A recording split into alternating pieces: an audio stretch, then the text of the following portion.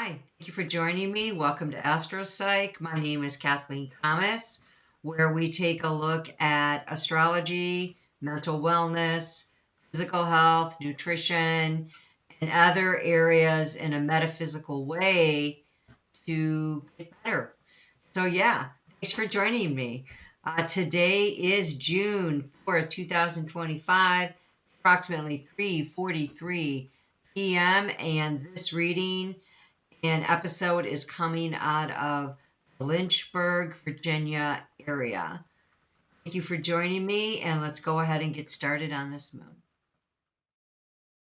Okay, so before we get started looking at this moon in Sagittarius there in the eighth house, I do just want to give a little recap of the events that have taken place and what's going on since the beginning of June. If you recall, last month I talked about the planets quite a bit going into air and fire, the outer planets, the trans-Neptunian planets of Uranus, Neptune, and Pluto, and the importance of this in how we were going to see us move from this yin, water, earth type of energy where we were holding and nurturing and growing and cultivating. We're now being asked to go out in those energies. We're being asked to go out in indeed a very fiery way, as we had, Saturn and Neptune ingress into Aries, and where they are going retrograde and then ingressing back into Neptune in Aries. So we've got this energy of back and forth for a little bit with that Aries, Saturn, and Neptune, in that we're looking at, okay, what do I am Aries, really need to understand about my philosophical, higher ways in education, in spiritual ways, in a selfless way, a way that I can serve, a way that inspires. Aries is very courageous, action, and goes out for the common good. This is what Neptune needs to understand in Aries.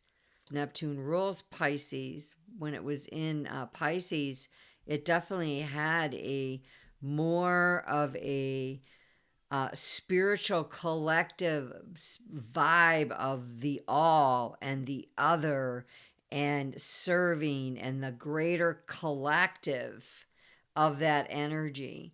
When it moves into Aries, and, like I said, it's going to do this retrograde and then go forward again, where it'll remain for 14 years. And with this going on, we're really having to put some kind of action behind our beliefs. And Neptune represents that 12th house, which can be a house that's prone to fears and anxieties, and a tendency maybe to let your imagination run away, because we have Neptune in Aries, the I am, which is fire, which is cardinal, which goes out. So it can go too far ahead and be too impulsive and too impetuous when Neptune is in Aries. There can be alcohol, drug abuse, and it can really be detrimental to your health when it is in Aries. In the 12th house, Neptune signifies this. So we've got to bring that layer onto this Aries. Now, Saturn inside of Aries is a whole different conversation. Saturn wants to discipline, bring order and structure and a self-reliance, kind of self-discipline, with it being in Aries. I am, would be the self that needs to be restrained. The body, the physical Aries, I am first house, world access, 0, Aries is very, very important to understand here. And it's taking these higher Neptunian spiritual themes and putting them in a structure that Aries can move out inside of them. And Saturn's going to be here for 2.5 years. So we're going to have this theme here going on for the next 2.5 years of my higher imagination, higher creativity, higher spirituality, and restricting it so it can become an accomplishment. It can become something that we can use, something we can rely on.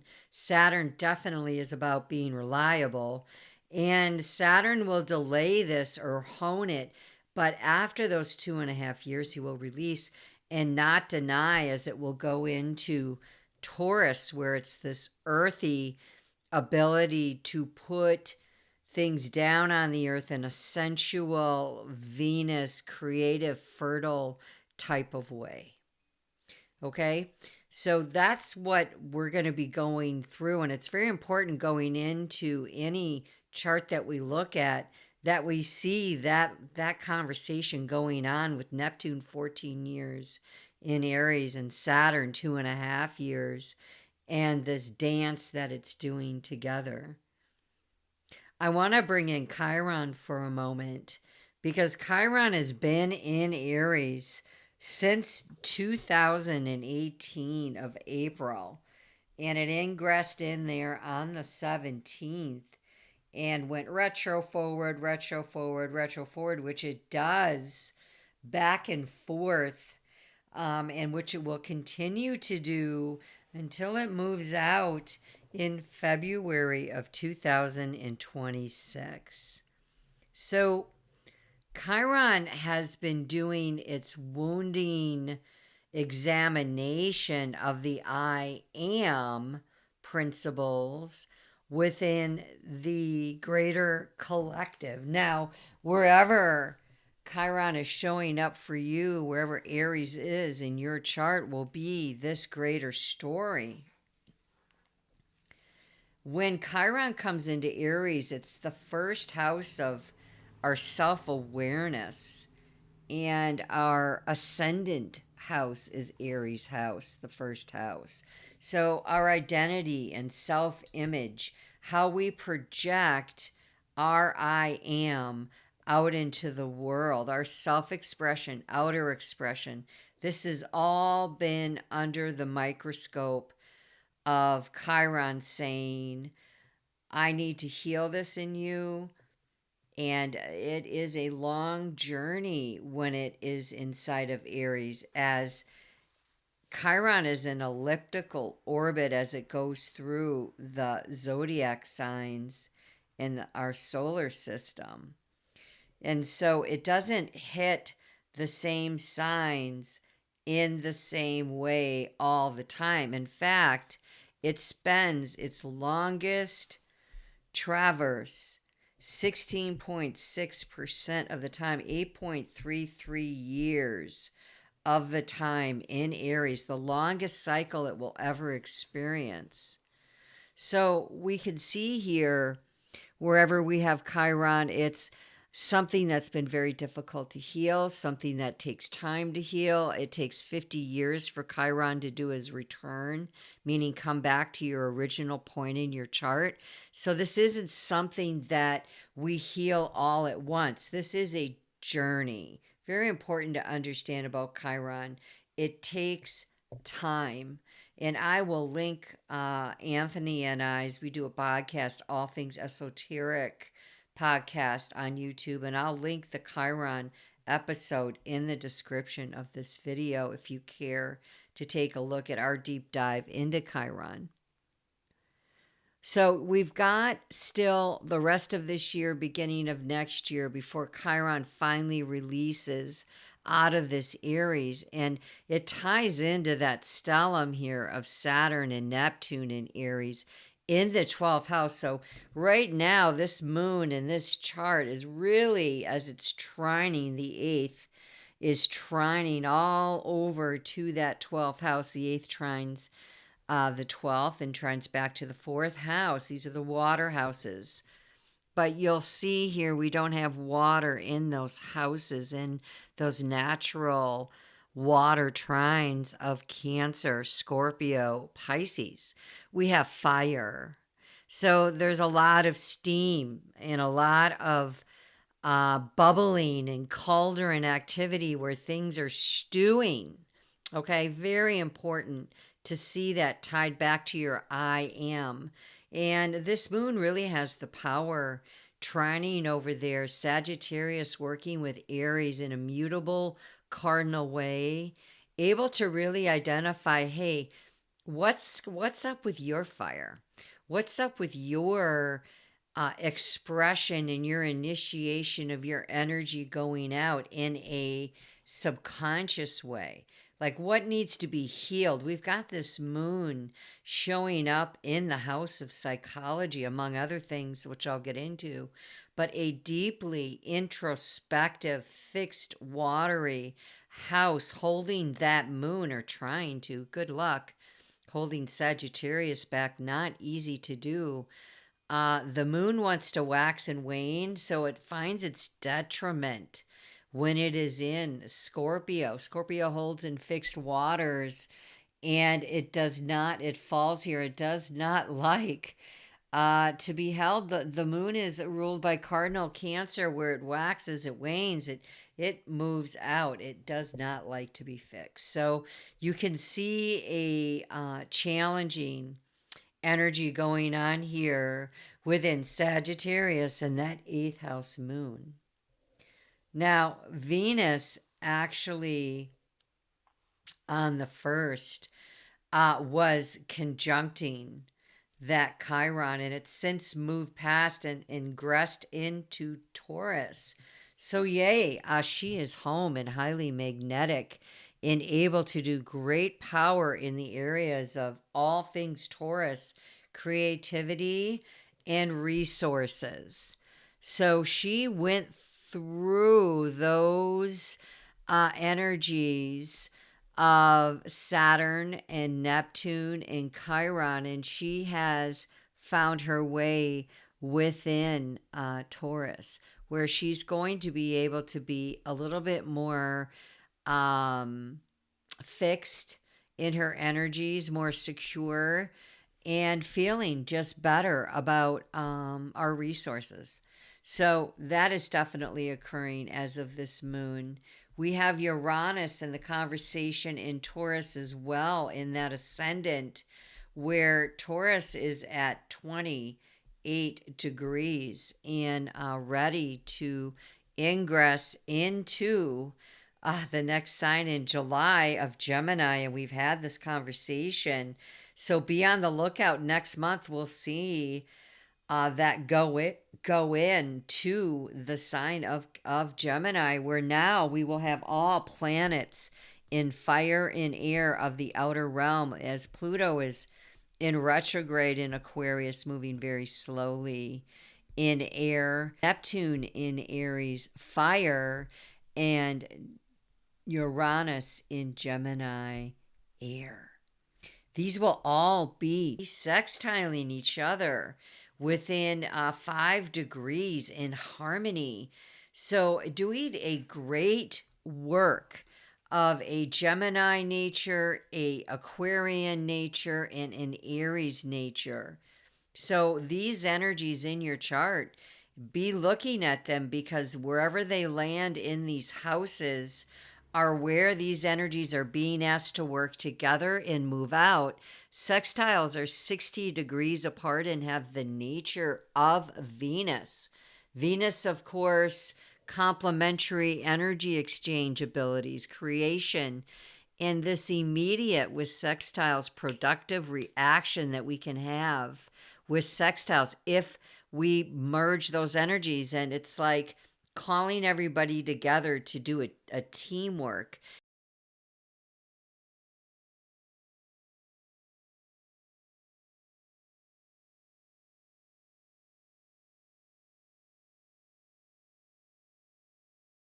instead of an individual work, which might be a challenge with, we've got, again, Neptune and Saturn in I am, right? And this is a very selfish type of energy, Aries in the first. It has to be. It's where the very self is being projected out. So, cardinal fire energies, definitely something to consider here. Now, on the 5th, Jupiter and Gemini formed a sextile to that Venus.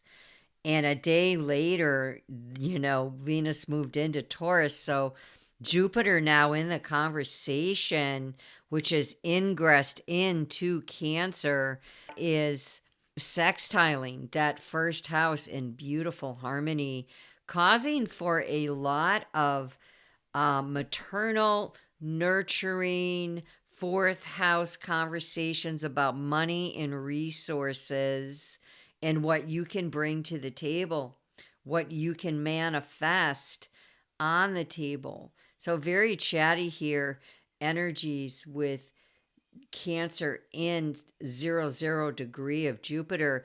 And this is incidentally an exalted degree, an exalted position. When we have Jupiter in Cancer, it does very, very well here. Known to be in that exalted position for a year.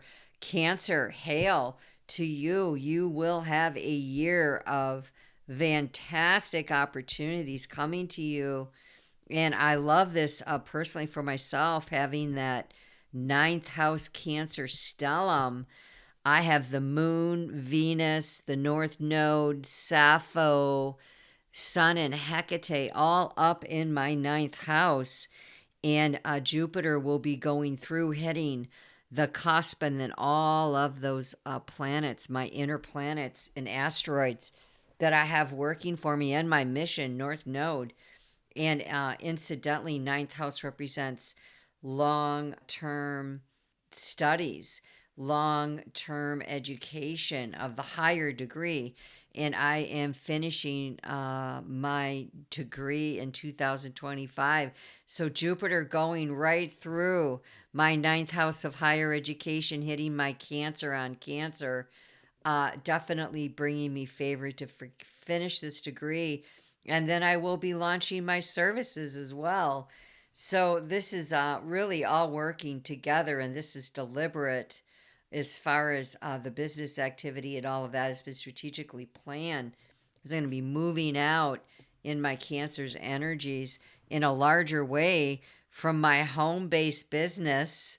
Cancer rules the home, and it's all been prepared and established for that to launch. So super excited about this. But look for Jupiter in Cancer wherever that hits in your house. You will be experiencing that for a year. We also have Mercury has ingressed into Cancer. And Mercury is kind of neutral here. Doesn't really struggle, doesn't really do super well. It's ruling Gemini and Virgo originally. But Cancer on her mind, speaking and talking, intelligent, sextiling back over to that Venus ascendant is money and resources and getting that structure down, as Cancer's always got that on her mind, how the house can be secure. This is excellent time, excellent energy for you Cancers and Taurus together to be doing energies of a very beneficial nature. Those are definitely speaking to each other, beautiful sextiles.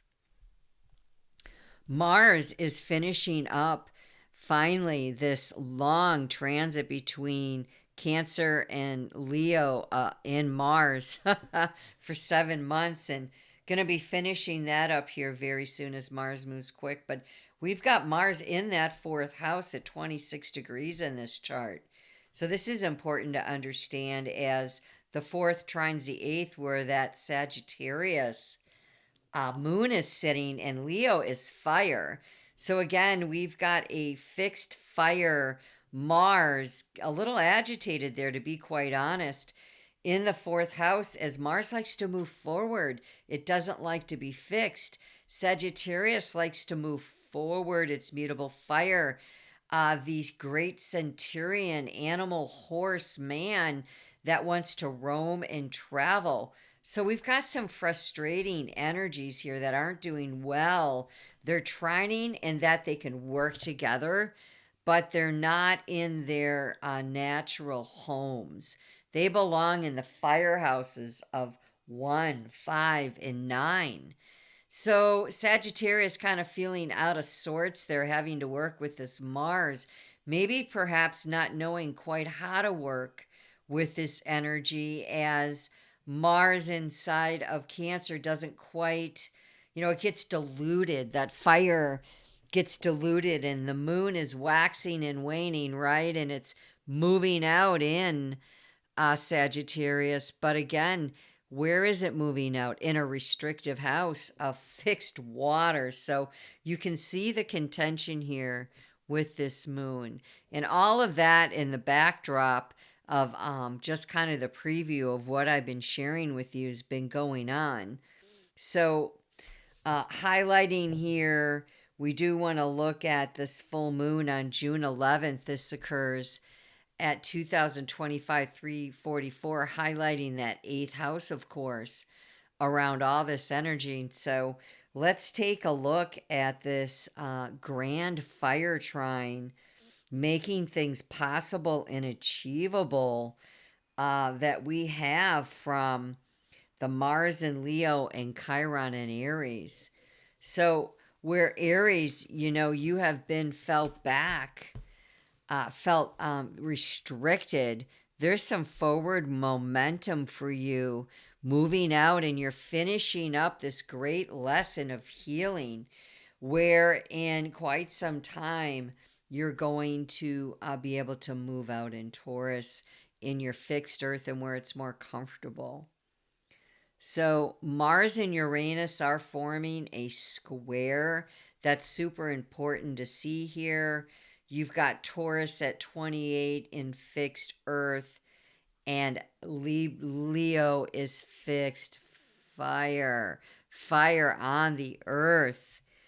This is not the easiest energies, as 2 days later it's going to trine Saturn and Neptune opposing Pluto on the 29th, the end of the month. So concentrated and careful thinking here can really lead to some valuable insights.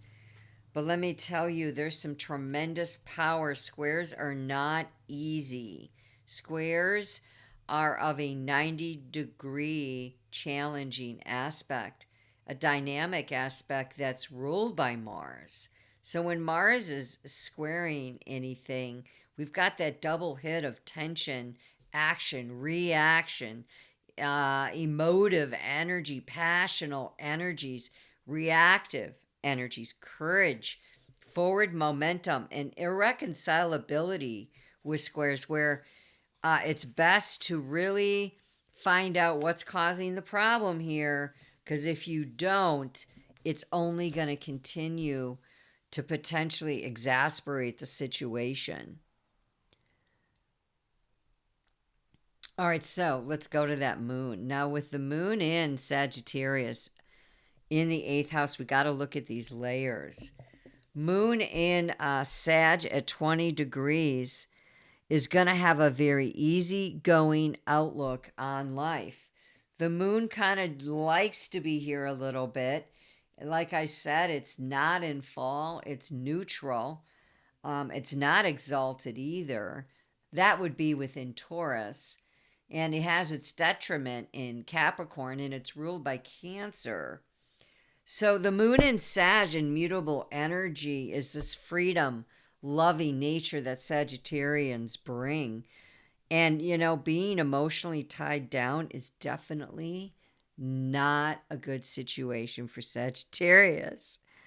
Sagittarians are open and honest in their emotions, and beliefs and ethics are often instilled in an early age. So we get a hint here about the moon being the mother, maternal, tied to ancestry, the fourth house, asking us, what have you learned as a child?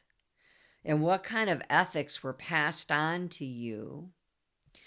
And how is it communicating? We got to look at this trine going back down to the fourth house. The moon trining Leo would be how you learn to use your fixed energies, your creative energies.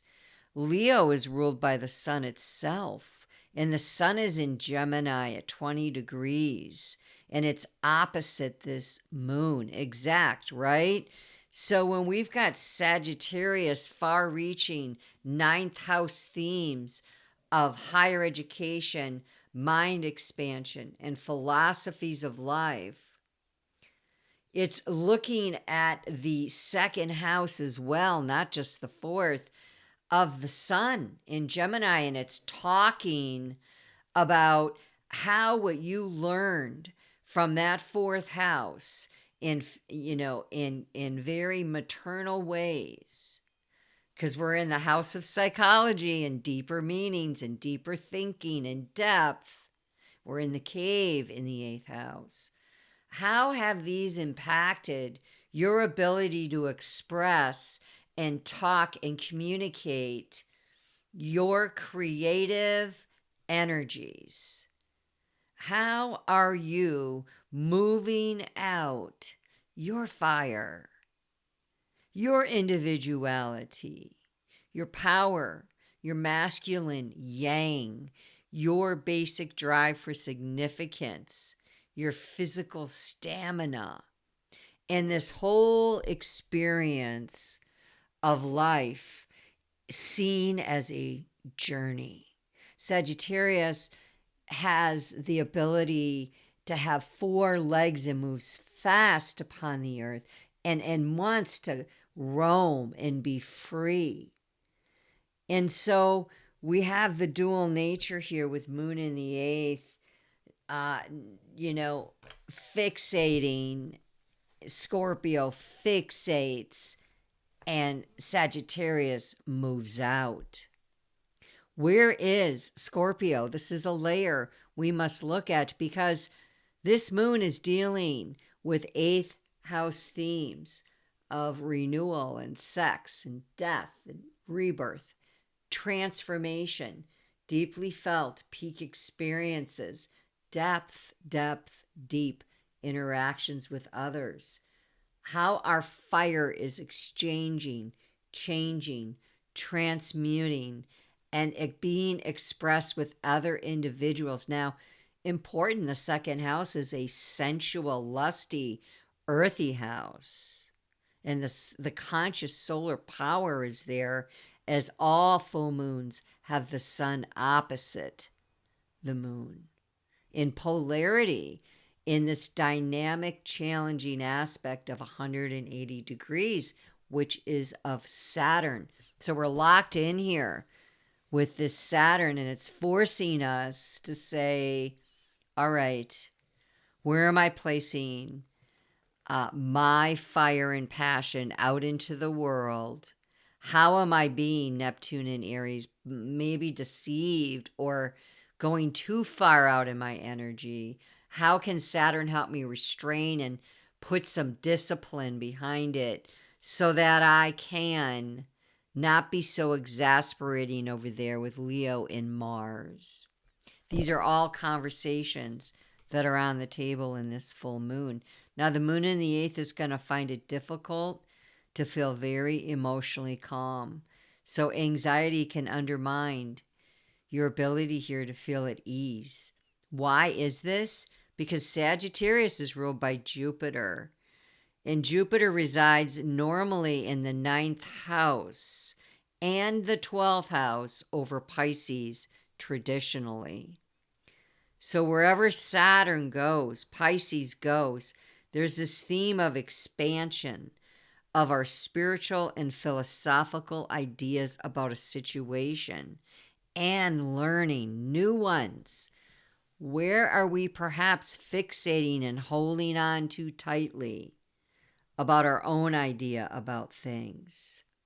Sagittarius has this theme of expansion and has this theme of body, mind, and spirit expansion. So it's not just the body The mind wants to expand here. It wants to learn. It wants to learn the higher spiritual principles. It's half horse, half man, very instinctually moving, expanding like the horse, riding out with his mutable abilities and fire. He's aiming up above with that archer bow, pulling it back, saying higher knowing, higher learning. Scorpio's house is quite another story. Scorpio, where the Sagittarius moon resides, must contend with the Shadowlands, where Sagittarius is down under. Now, he can travel here, he can move here, but he wants to bring abundance, where the eighth house wants to restrict and contain and hold and really not move out as much, as it wants to understand how the heck to fix something so it can move out into the ninth house, because the eighth moves to the ninth, where our psychology and how we interact in a mutable, fiery way, our expression and our beliefs and our ethics. And Jupiter here is ruling this moon, and Jupiter wants to bring everything expansive, everything good fortune. Remember, religion is tied here. Religion and spirituality, the greater gurus, the greater teachers. This is the higher scripts and higher learning information that you're being asked to examine and take a look at in light of your own psychology. This is the wanderer here, and where you need to perhaps wander and stop wandering. It all depends on how this is hitting your chart. Find your Sagittarius at 20 degrees, and you will see in your chart where this moon is wishing to speak. So Jupiter is going to bring these deeper themes of calm to the fixed waters of Scorpio, ruled by Mars and Pluto. Mars in the 4th, Pluto in the 10th in Aquarius, in review about our home life and career, our home life and others, our most private life, and where we show up in the world. All of this is being asked to be viewed with the Scorpio moon. The drive of Jupiter will bring a positive flow and vibe to the lower earthen situation this moon finds herself in. She knows the way here, and it presents a tremendous opportunity for luck, favor, and growth in all things feminine, all things maternal, mother, madre, mama, series, 4th house themes. Now, Jupiter is in an awkward position, what's called a quincux, with this moon, but it's 10 degrees away. So this moon has already traversed through Jupiter, and it's moving away very quickly, where it's going to go into Capricorn and be in a more harmonic situation, or have the ability to be. Yes, it'll be opposite, but Cancer goes very well with Capricorn. They're polar signs, but they do well when they work together. So it's setting us up for that energy. And remember, Jupiter's going to be there for a year. Very important to see that. Jupiter and Cancer. So this is an opportunity to really clean some things up in the home and in your psychology and in your career and personal fire. Remember, the 8th is concerned about that renewal, death, sex, rebirth, transformation, and our deeper psychology of those subconscious realms that speak in the occultic language of symbols, signs, and omens. These will be highlighted this moon. Fire wants to be expressed in these. And the eighth house, opposite the fixed Earth and Taurus, ruled by Venus, has that polarity that will address the need for balance and integration with one another for success. And Taurus is going to provide insights into our money, our finances, our resources, our resourcefulness, speaking here through Gemini, air energy, revealing things about inheritance, our maternal and material physical security, how we view money, things, possessions. The moon opposite the eighth gives us an opportunity for feelings of an anxiety that can undermine you feeling at ease. So, positively, though, you may receive financial advantage through a partner or an influential woman. Be on the lookout for this. A Scorpion woman, a Sagittarian woman, a Gemini woman, a Taurus woman, most definitely. Those interactions could be very positive for this moon and the weeks that follow.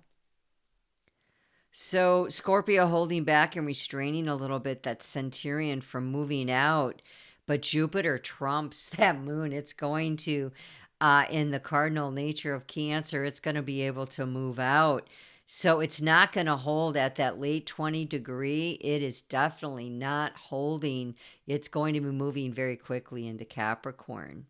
By the time of this moon, almost at 21 degrees, already preparing to shift into the new costume of Capricorn, she'll be concerned with all things earth in a cardinal way, where her energy needs to settle down into earth, and ruled by Saturn itself, put the I am structures behind career themes.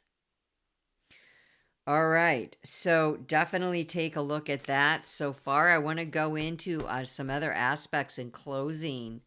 Is the opposition that the sun has here. Let's look a little closer at that. When we have the sun opposite the moon, it's this desire for inner harmony that's really not always easy to achieve. So we're being asked to release in the eighth house those things that are just not working in our higher collective understanding to our third house elementary understanding, what we grew up with, right? The third house is down below next to the fourth house. You know, what we were taught, what was around us as a child. Perhaps being asked to throw those themes off and go out on a journey and know that that's okay. Know that this discontented feeling is going to drive you into recognition for success. And, you know, it can override your emotional needs. Okay? Override your emotional needs here. So your relationships with the opposite sex can be strained when we have moon opposite sun. Subconscious parts of our mind as well, conscious parts of ourselves as well. The moon is trining, going back to this, Mars in a very harmonic position 6 degrees away, hitting an angled house. Whenever we have any aspect to an angled house, we now have that being more important and more able to move. The angled houses are cardinal. So your feelings and actions are in sync here. How you feel determines how you act or react in situations. How are you feeling? Quite fiery. You know, going to be honest about your feelings here and not have any problems expressing them. There's a fire trine working with you and keeping you busy about initiating new projects and enterprises, being bold and courageous. And, you know, others know where they stand with you on this. Being asked to, truly, being asked to speak your I am, it's squaring, pardon me, it's trining back over to the 12th, trining back over to Aries I am. Now, the 20 degrees is quite far away from that 1 and 2 degrees, but it has already gone through, meaning it's coated in the layers of the I am, and it's moving towards that Chiron. It's going straight towards that Chiron where it wants to be done and heal that fire at a late degree Chiron, late degree moon here. By the time it goes exact 26 to 26, definitely is going to have the ability to have more structure. So again, Chiron Aries, you are being healed here in these last degrees. You are closing out a huge lesson. Congratulations, all you Aries. Please comment below if you've been going through it. You definitely are closing up. And if you'd like to see what's in store for you, I do Chiron readings. It would be an honor to take a look at that for you.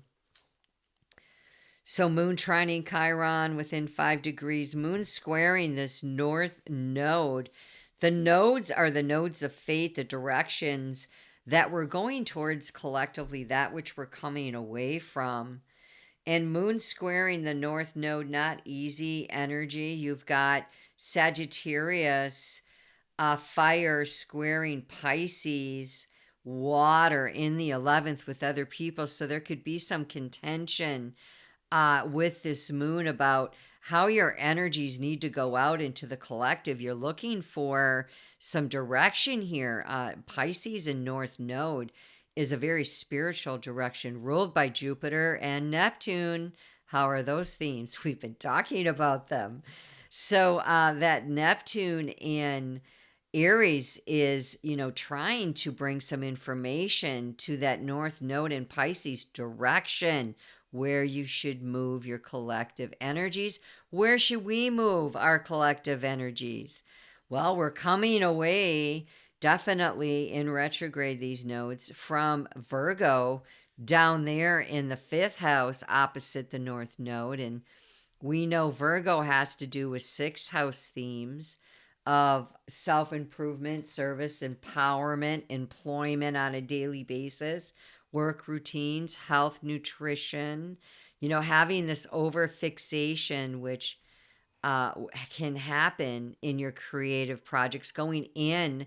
It's sitting in the 5th house of Leo in your creative projects. What you've been looking at, what you've been holding on to, girl and gentlemen, let it go. You're being asked to release out into the collective. It's time, and it all ties into the messages of this moon. Really, what's holding you back would be my question. What is restricting you? Let it go. Let it out. Really, you're being asked to examine this at this time, as it's not been the easiest energy to contend with. Probably been a theme for you, Pisces and Virgo in contention here in polarity. You have to reconcile this and figure it out as these nodes are moving rapidly. After they come out of retrograde and ingressing into different signs. So something to consider. I want to close in reading here the Goldsmith Revised Sabian symbol for 21 degrees of Sagittarius. And this is information I do not own. This is from Revised Goldsmith Sabian Symbols, the Zodiac by Degrees, 2nd edition. The author is Martin Goldsmith, publisher Red Wheel Weiser. I do not own this information. Here's what this degree means. 2 pilgrims have lost their path in the woods. Coming to a clearing on a hill, they see a mystical figure in the sky and stop to discuss what it might mean.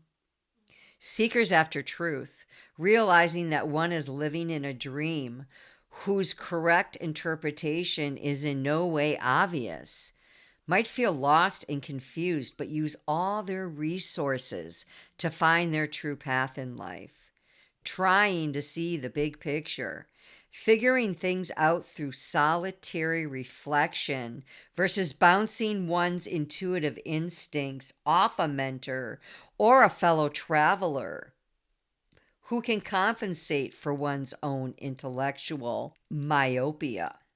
Visualizing oneself as the hero or heroine of an epic adventure and having the courage to fully inhabit that myth. Childlike openness to the mythic dimension of life. Bringing focus to one's dreams and visions. attentiveness to symbolic messages that come from out of the blue. Recognizing the divine as it expresses itself in dreams, in other people, and in life events. Spiritual epiphanies. That truly encapsulates the entire message of what I've been trying to drive across and share with you. I hope that this helped you and assisted you in your own journey, your own Sagittarius energies, your own Jupiter energies of Sagittarius. Such a beautiful sign of we seek. We seek. Blessed be until next month. Take care.